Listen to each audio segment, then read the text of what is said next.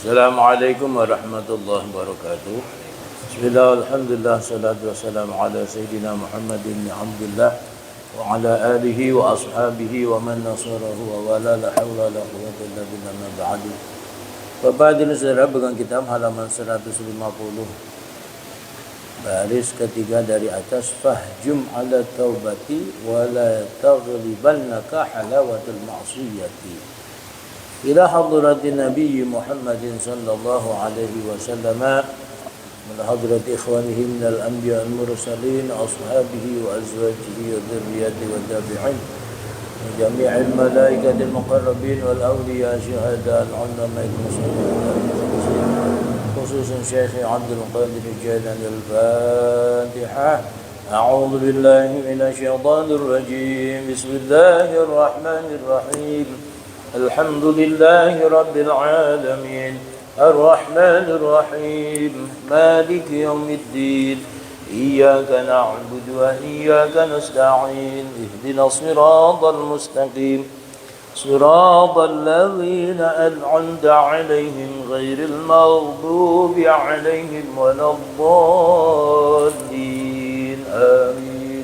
الفاتحة. ثم حضرة معلم هذا الكتاب شيخ تجد ابن عطاء السكندري رحمه الله تعالى وأدمنا فوعد علينا على أهلنا على أولادنا ذريتنا تلامذنا ببركاته وبركات علومه. الفاتحة. أعوذ بالله من الشيطان الرجيم. بسم الله الرحمن الرحيم. الحمد لله رب العالمين الرحمن الرحيم مالك يوم الدين إياك نعبد وإياك نستعين اهدنا الصراط المستقيم صراط الذين أنعمت عليهم غير المغضوب عليهم ولا الضالين آمين. الفاتحة. بالحاضر مشاهدك نقول سند جزاك خير من أبي يزيد عبد الرزاق عبد الحميد شهادة حبيب علي بن محمد بن علي بن محمد حضرة مشايخ الحسين كمستمد كعبد الله بن عبد كحفاظ كشمس الدين كعامل بن عبد الكريم كهجي ومنزل سبيل حضرة مشايخ من البحر المرسل الله خازن عبد الهادي أحمد مرشد زين محمد بن عبد الفقيه رحمهم الله تعالى وأدمنا فوعد علينا على أهلنا على أولادنا وذرياتنا تلامذنا ببركاتهم وبركات علومهم. الفاتحة. أعوذ بالله من الشيطان الرجيم. بسم الله الرحمن الرحيم.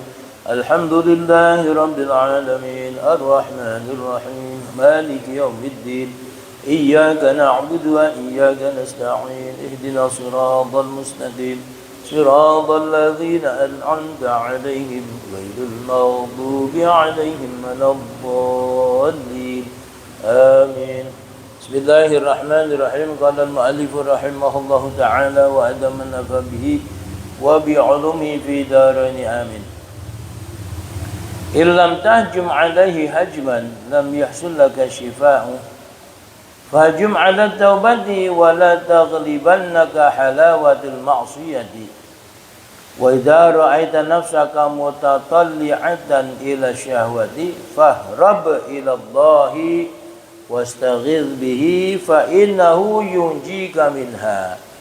Bapak hadirin saudara jamaah Masjid Nurul Yakin, wabil khusus pamanda Bapak Kenji Qatar Musandib segenap DKM, para sepuh ini sepuh Bapak Haji Malik, Pak Haji Syaraf Siddiq, Pak Haji Nur Alim, Haji Muhammad Yasin Maksud, Bapak hadirin saudara jamaah yang dirahmati Allah.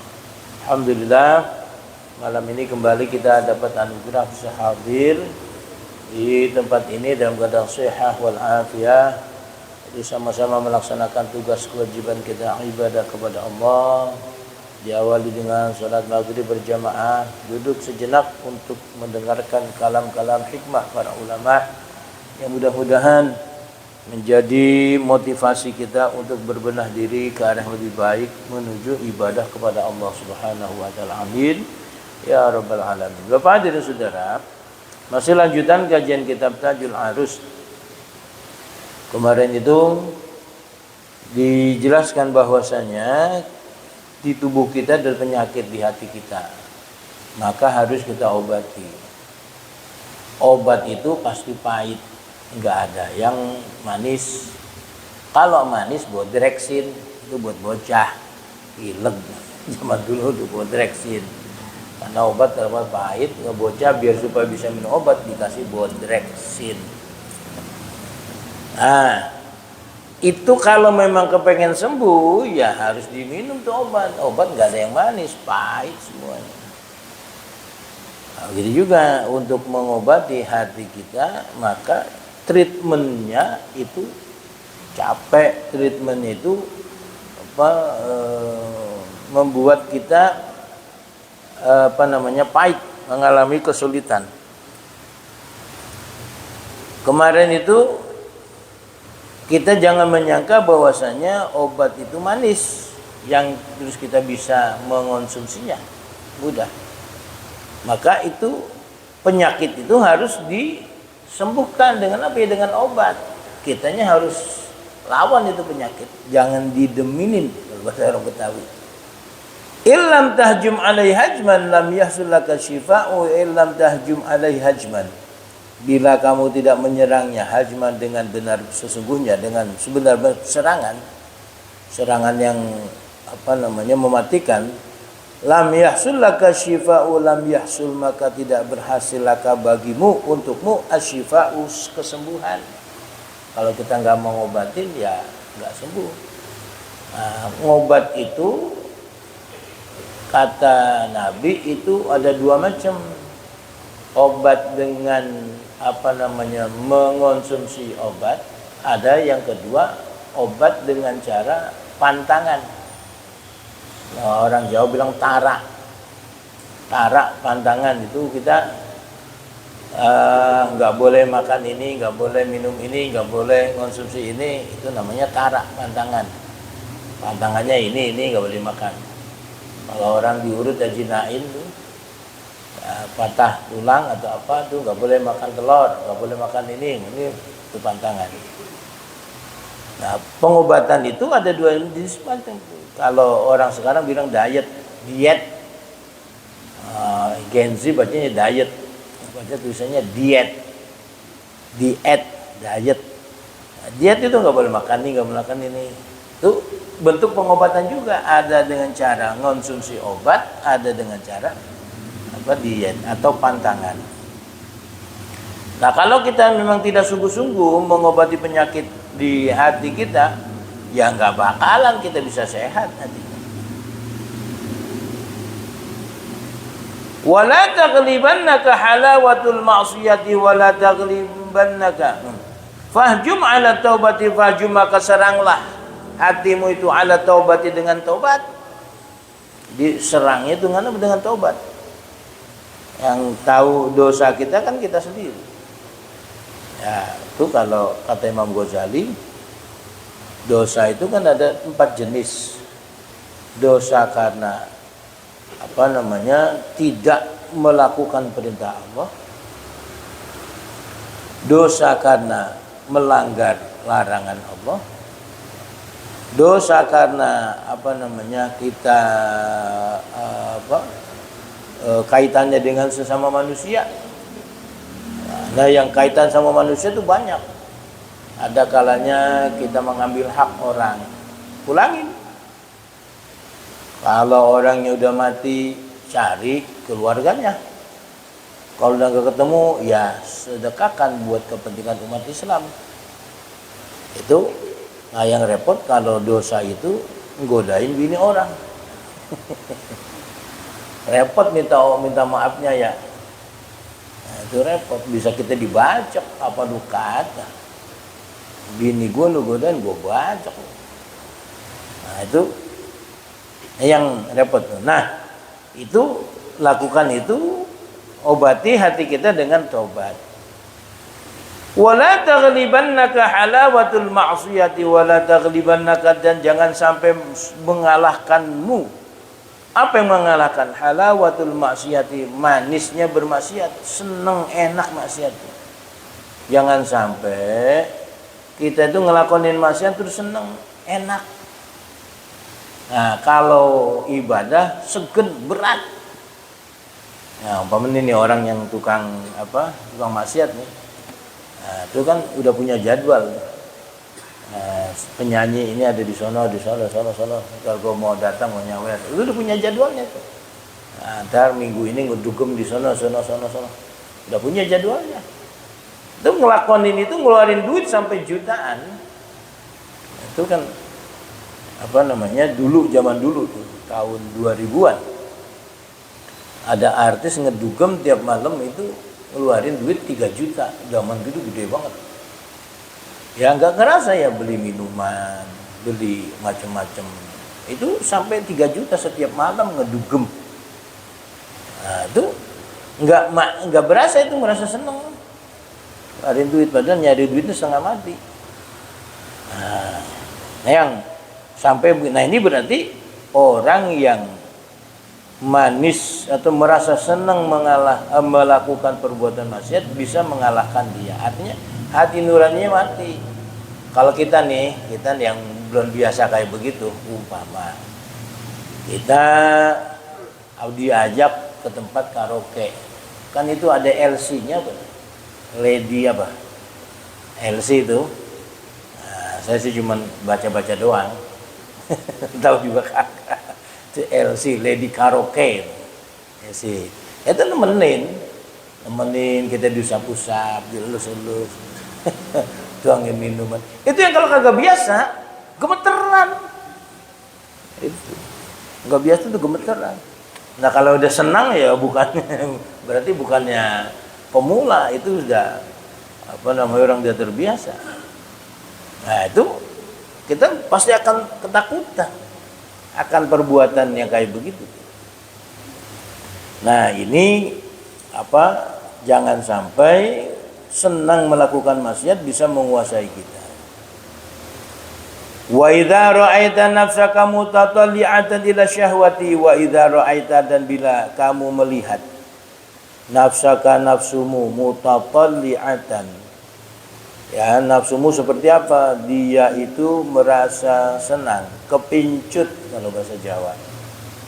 Merasa senang ila syahwati, kepada syahwat. Syahwat itu kesenangan nafsu. Ya, ila syahwat, kepada syahwat. Fahrab, maka berlarilah kamu, berlindunglah kamu. Ilallahi, kepada Allah. Wastaghits bihi, dan mohonlah pertolongan bihi, kepada Allah. Fa innahu, karena sesungguhnya Allah, yunjika, akan menyelamatkanmu, minha, dari syahwat. Nah, kalau kita timbang-timbang nih maksiatan dengan ibadah, hati kita condong kepada maksiat, maka minta tolong kepada Allah. Untuk apa? Untuk bisa menyelamatkan, jangan sampai hati kita condong kepada perbuatan maksiat. Ini Bapak dan Saudara, karena memang berat sekali nih perjuangan kita untuk Untuk memperbaiki nafsu kita, itu berat sekali. Tantangannya banyak. Ya, pertama ya diri kita, ya keluarga, ya teman dan lingkungan. Jadi ya kita harus sabar, itu memang ngobatinya berat sekali, pahit obatnya. Badala ma taqulu aina ashabul khutwati ainal awliya'u wa ainar rijalu qul ainal basirah. Badala ma taqulu, sebagai ganti dari apa yang kamu katakan. Aina ashabul khutwah, di mana orang-orang yang memiliki langkah. Artinya orang-orang yang langkahnya panjang, yang bisa melipat bumi. Artinya di mana tuh para wali? Gampang itu. Ainar rijal, di manakah ainal aulia, di mana para wali? Ainar rijal, di mana laki-laki sejati?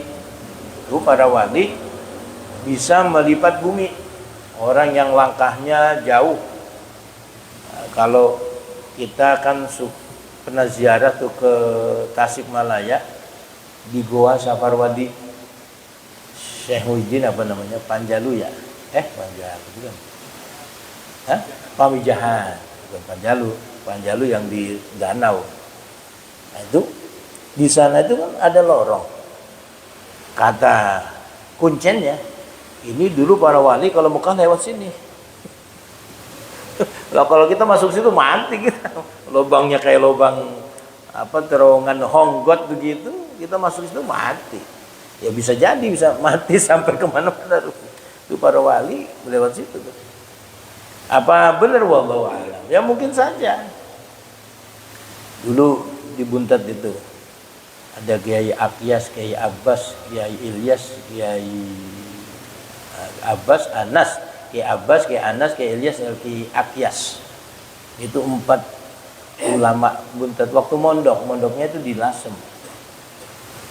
Lasem itu kalau kata Kiai Alima, Kiai Maksum, utlubul ilma walau bisin. Tuntutlah ilmu meskipun ke negeri Cina. Sin itu ya Lasem. Karena Lasem itu banyak orang Cina, orang Tionghoa. Itu rumah-rumah orang Tionghoa zaman dulu yang model kayak di Cina itu, yang film Tionghoa itu di sana banyak rumah di Lasem. Itu beliau nih kalau masak itu kan ngeliwet itu nggak punya lauk. Itu Kiai Akyas tuh pulang jalan kaki menyusuri rel kereta api. Kan rel kereta api itu dari Lasem itu ada sampai ke Buntet itu dilewati jalur kereta api. Waktu zaman saya mondok itu nggak bisa tidur. Jam 9, jam 12, jam 2 kereta lewat. Nah kita di sini nggak pernah dengar lama-lama kebluk. Itu biasa. Nah itu beliau itu pulang tuh lewatin rel kereta api sampai ke Buntet. Tuh bawa ikan baru digoreng emaknya dibawa ke Lasem buat makan bareng-bareng. Itu sampai sana masih anget. Ya, coba pikirin bagaimana ceritanya. Nah, itu orang-orang yang ya kalau kita bilang sekarang sakti. Orang-orang karomah yang diberikan kemuliaan oleh Allah Subhanahu bisa ngelipat bumi, langkahnya tuh luar biasa. Kita jangan nyari-nyari wali. Nggak penting. Sebab apa? Yang penting bagi kita itu adalah kita cari orang yang bisa menunjukkan kita menjadi orang yang baik. Kul ainal basirah. Kul, tapi katakan, tanyakan, ainal basirah, mana orang yang punya basirah.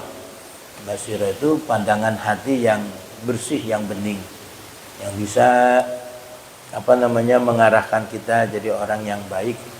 Arahkan kita jadi orang yang bisa tahu aib kita, bisa tahu di mana posisi kita, apa yang harus kita lakukan. Nah, ini yang kita cari yang begini.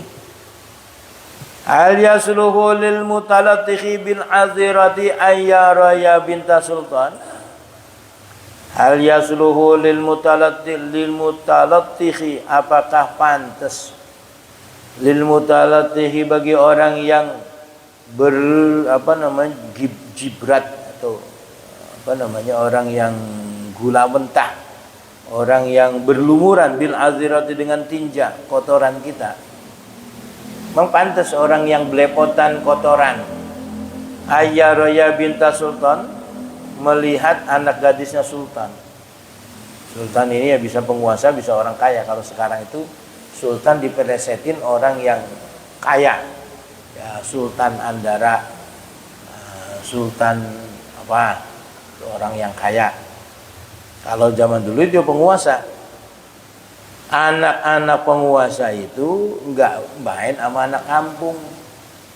Dia tinggal di istananya, kulitnya bening bersih, enggak ada dakinya. Kalau kita ya mainnya di tanah, mandinya di kali, ya debu mulu, udah dakinya banyak banget. Kalau anaknya sultan, penguasa itu nggak ada dakinya, bening, yang perempuannya cakep, pakaiannya bagus. Kalau kita dulu, kita itu pakaiannya belinya setahun sekali kalau lebaran doang. Sehingga saya pernah ketemu orang tua itu, zaman dulu lebaran itu ada maling baju, maling sogokan. Itu baju dijembreng, orangnya lagi hilang. Kalau zaman dulu kan suka ada maling ya, maling baju, maling celana. Sekarang nggak ada, orang nggak mau ngambil baju. Yang diambil apa? Motor, mobil, baju nggak ada yang nyolong. zaman dulu saya sebenarnya. Nah, ini anak-anak sultan pakainya bagus. Nah, orang-orang yang berlumuran kotoran, artinya orang yang rendahan, nggak bisa menyaksikan anak-anak sultan. Karena apa? Dia ada di istana, yang hadir di situ ya orang-orang gedongan semua. Yang rakyat jelata nggak bisa menyaksikan. Nah, begitu juga orang yang berlumuran dengan dosa. Siapa ya? Kita nih tidak akan bisa melihat para aulia.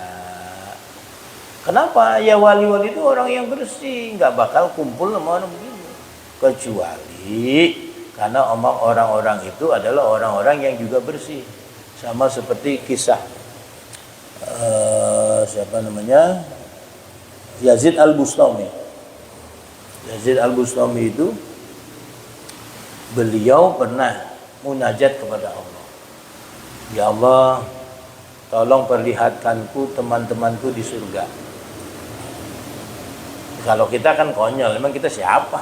Masuk surga belum karuan, kita minta dikasih tahu teman kita surga siapa. Jadi Yazid Al-Bustami berdoa begitu. Kemudian dia mimpi bahwasanya temanmu itu yang akan menemani di surga itu ada 40 orang. Ada di satu kampung ini, dia ada di daerah ini. Jelas alamat. Kemudian dia bangun, dia cari, ketemu tuh kampung. Kemudian apa namanya, dia lihat ada seseorang itu yang apa namanya, dari tampak zahirnya itu ya orang biasa, preman, ya nemenin orang-orang pada mabok, kadu-kaduan. Akhirnya ketika dia tanya orang kampung heran, Kiai emang nggak salah kiainya jadi si Fulan? Emang apa? Si Fulan tuh preman, ngapa jadi kiainya jadi si preman? Nggak pantas kiai ini. Ada tuh kiai, enggak, saya penasaran. Begitu dikasih tahu, no orang yang salah pojokan, no teman-temannya lagi pada mabok. Itu kiai kaget, masya Allah. Ini ngimpi nggak jadi begini, nunjukkan begini. Akhirnya pulang.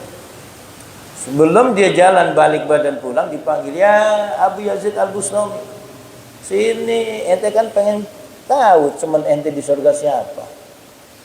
Ente udah ketemu, ngapa jadi nggak maranin sini? Ayo wala salam wala kalam, ente balik badan sini dulu temenin. Kaget Yazid Al-Bustami, lah yang ngasih tahu dia siapa? Ente gak usah bingung, yang ngasih tahu ente bakal kemari itu yang ngasih tahu ente waktu mimpi. Siapa? Allah. Masya Allah. Itu yang ada begitu-begitu. Nah, tapi kita nggak bakal bisa ketemu kayak yang model begini. Kenapa? Kita siapa? Orang yang masih bergumul dengan dosa, hati kita masih kotor, ya nggak bisa ketemu.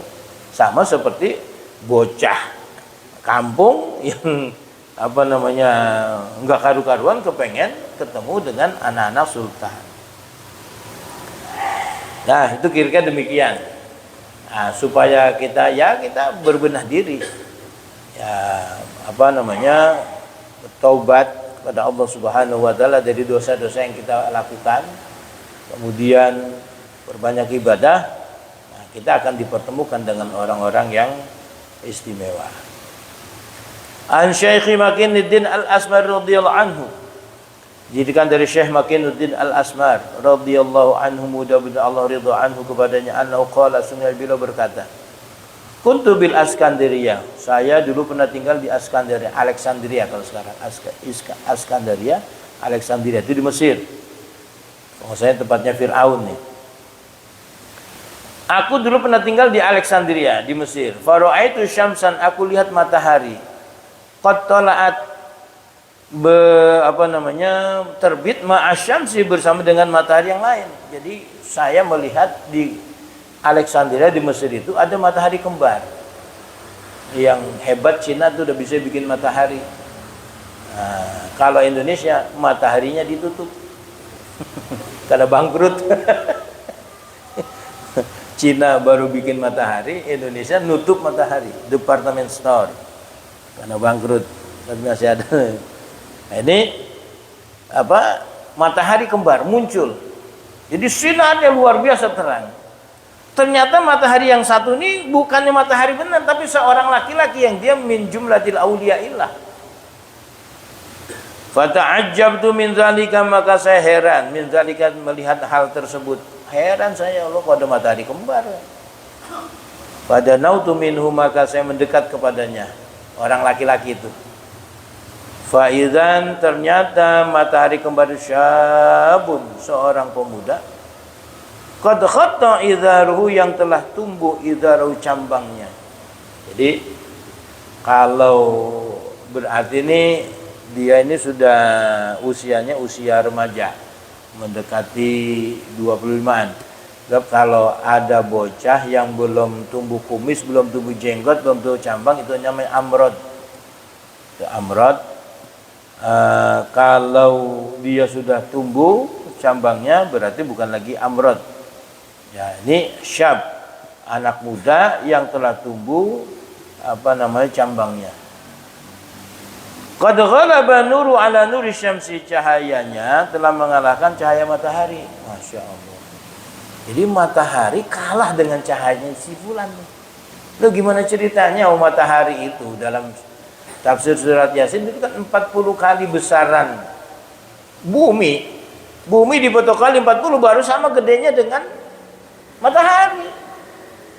Ini ada orang yang cahaya tubuhnya mengalahkan cahaya matahari. Simak kita lihatnya.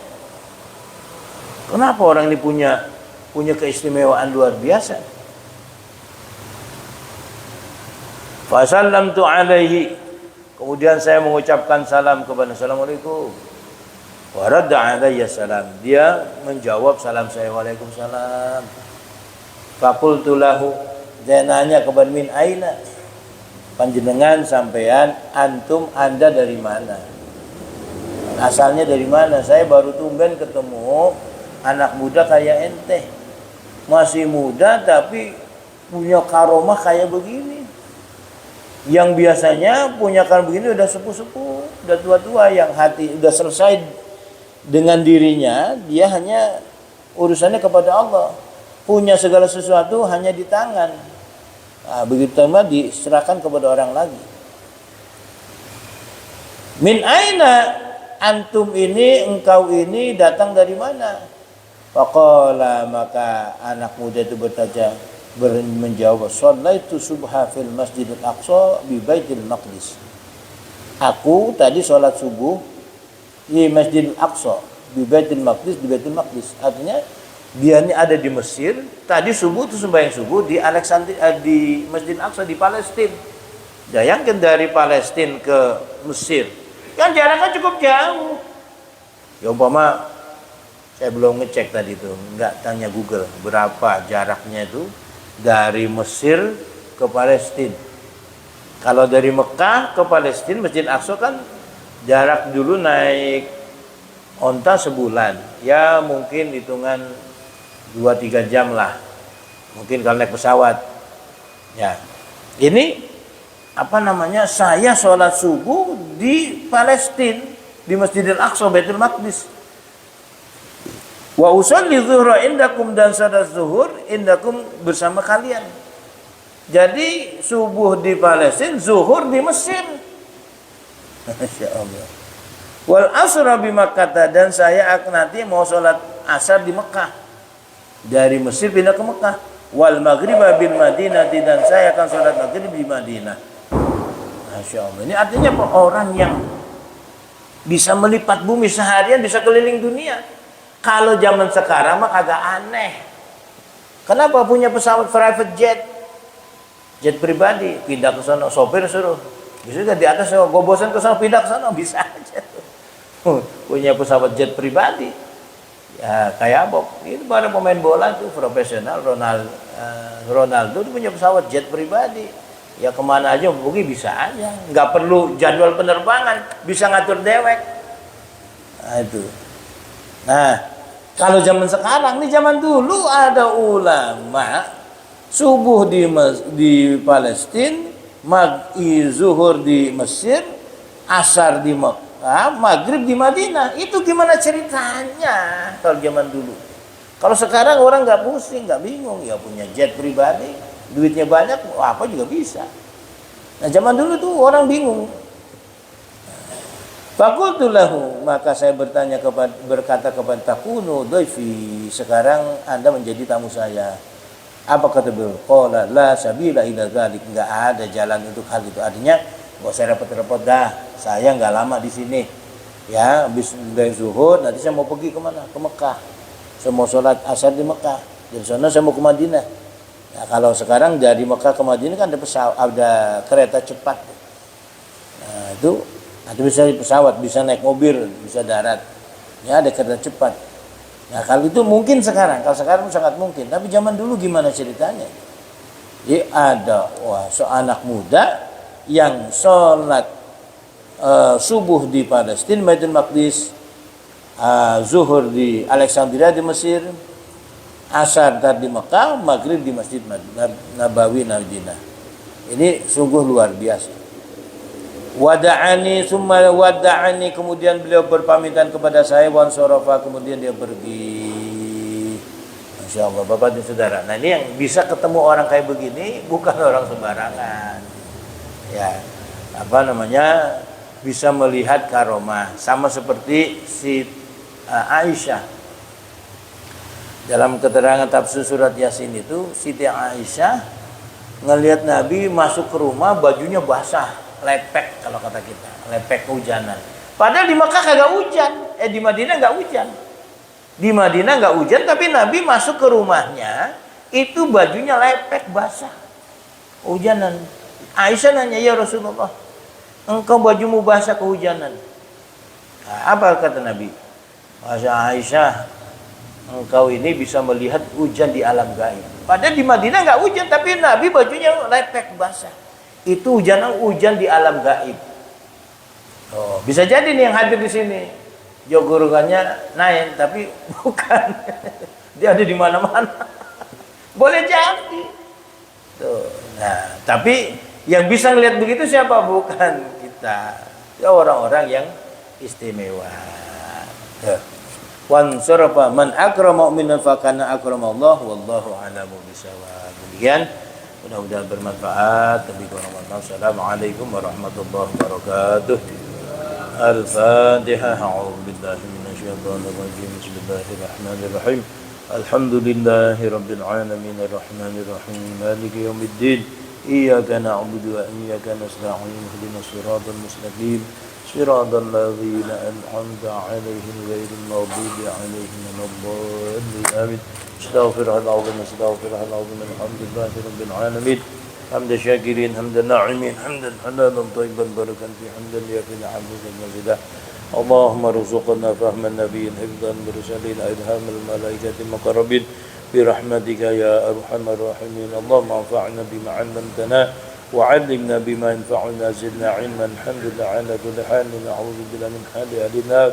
اللهم أرنا الحق حقا وارزقنا اتباعه، أرنا الباطل باطلا وارزقنا اجتنابه برحمتك يا أرحم الراحمين. اللهم اجعلنا من الذين استمعوا القول فاتبعنا حسنه. وصلى الله على سيدنا محمد النبي الأمي وعلى آله وصحبه وسلم. الحمد لله رب العالمين.